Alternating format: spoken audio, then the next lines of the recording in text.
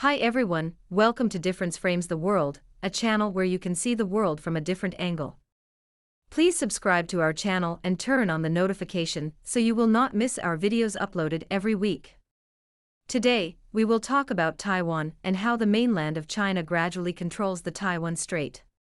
75 years have passed since the Chinese Communist Party defeated Chiang Kai-shek in 1949 and forced him to flee Taiwan. For decades, the mainland has been preparing for reunification, but many foreign forces, especially the United States and Japan, want to interfere and stop Beijing from uniting the island. In the past 20 years, China has greatly developed its military power and won an upper hand in the Taiwan Strait. When Beijing sieged Taiwan after Nancy Pelosi stealthily visited Taiwan in August 2022, all foreign warships, including America's aircraft carriers, kept a safe distance from China's military exercise area. The Chinese army has nullified the so-called median line of the Taiwan Strait, which Beijing had never acknowledged, and Chinese warplanes that patrol the island are getting closer and closer to Taipei every day. To demonstrate their so-called support of the Taiwan authorities, the U.S. cruisers occasionally cross the Taiwan Strait, hoping to maintain the status quo without going to a direct war with Beijing. 4 missile-guided cruisers from the U.S. military passed the Taiwan Strait until August 2024, with China's People's Liberation Army babysitting them carefully. The Chinese lodged protests each time as usual, and the U.S. warships kept flexing their muscles with the excuse of so-called navigation freedom. Sailing through the Taiwan Strait has become one of the U.S. military's top tasks, even though the region is about 10,000 miles away from the U.S., and less than 10 meters away from China's mainland. The game between the US and China over Taiwan has been going on for over 7 decades, and in recent years, Washington has tried to use Taiwan as an ATM to withdraw cash and a dumping site to get rid of its obsolete weaponry. Many politicians in the West constantly compare Taiwan with Ukraine, and they believe a civil war between Beijing and Taipei can strangulate China as they sanction Russia. China is not Russia, and the Chinese want to play the game another way. Instead of sending its military sieging Taiwan, the Chinese Coast Guard vessels began routine patrols of a group of Taiwan islands in Kinmen after 2 Chinese nationals died in that area. Beijing is now trying to normalize patrols with its Coast Guard vessels in the Taiwan Strait amid heightened tension with Taipei after the new Taiwan leader explicitly proclaimed his independence stance in May 2024.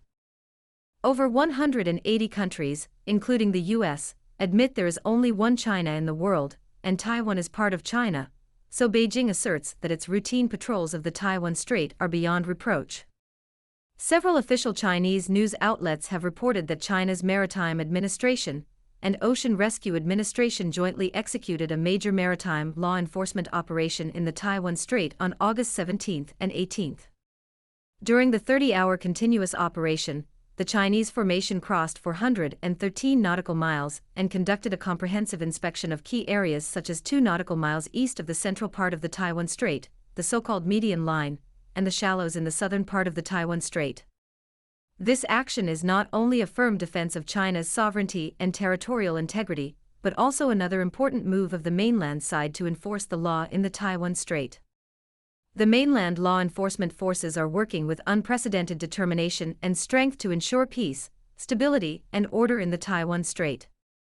China's law enforcement vessels have penetrated deep into the core area of the Taiwan Strait, safeguarding national sovereignty and maritime interests. In contrast with Beijing's assertive move, the U.S. will withdraw 8,000 to 9,000 troops from the Ryukyu Islands, its closest military base to Taiwan.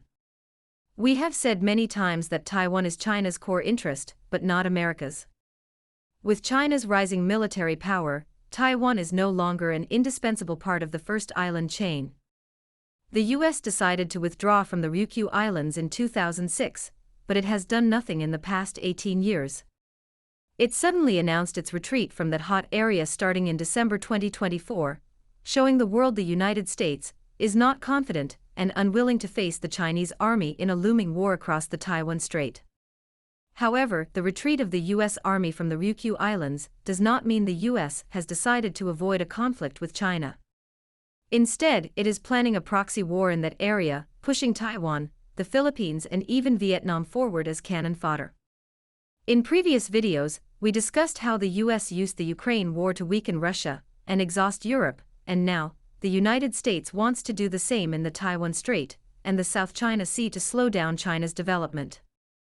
After the Second World War, Americans lost almost all battles with other countries, like the Korean, Vietnamese, and Afghanistan wars, and the whole world knew that their soldiers were good at flexing muscles, not fighting. The Ukrainians have done a much better job in the Ukraine war than US soldiers in Afghanistan's mountains. The US can't fight with China in the Taiwan Strait, even if it believes it can defeat China in the West Pacific. Politicians in Washington might be mentally disordered, but they will not be physically dishonest. Donald Trump says Taiwan should pay more for protection if it wants to prevent China mainland from invading. He is not the only one who is interested in Taiwan's money. Everything from the US has a price, and everyone visiting Taiwan from the US has a price tag on their foreheads. Unfortunately, people in Taiwan are not eligible for $0 shopping. The DPP authorities believe Beijing and Washington need chips from Taiwan. The US, for instance, imports 90% of its high-end chips from TSMC, so they can leverage the semiconductor industry to get the US involved in a hopeless war with Beijing. The US has been trying to change the situation and not rely too heavily on Taiwan. In the past years, it has coerced TSMC and Samsung to set up plants in the United States.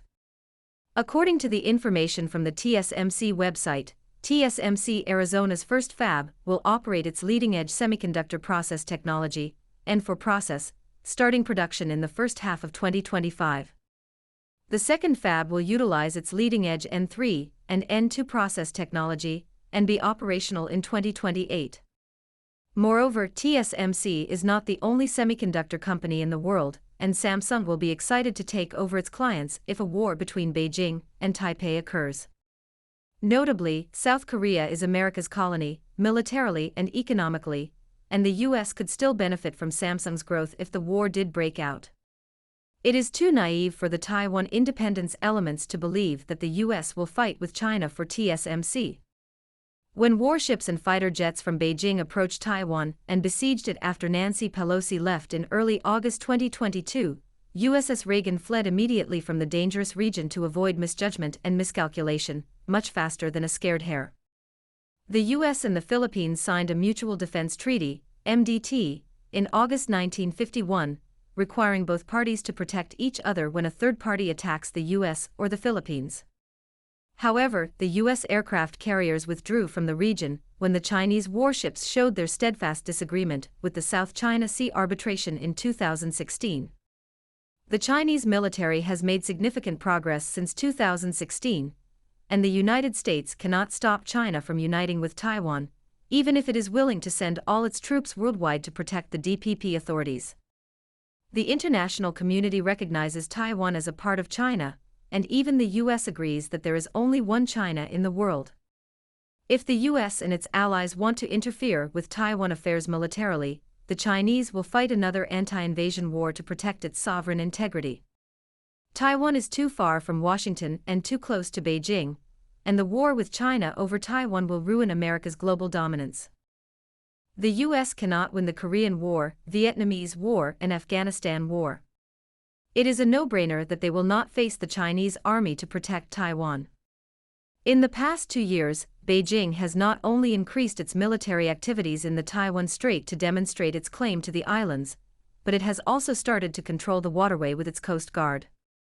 Coast Guards are considered non-military law enforcement forces, but the Chinese Coast Guard, CCG, is under the People's Armed Police. The 2021 China Coast Guard law states that it can execute military operations and take orders from the Central Military Commission led by Xi Jinping.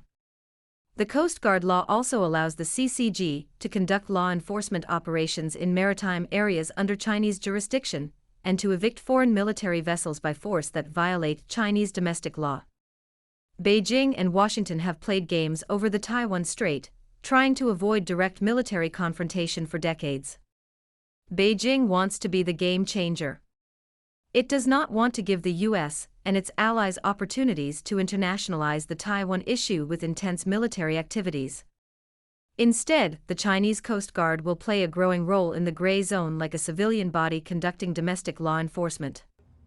As most countries, including the United States, admit Taiwan is part of China, the CCG under the Chinese Armed Police is responsible for Taiwan's security, and no one should blame China for that. China is following international rules to execute its domestic rights, believe it or not.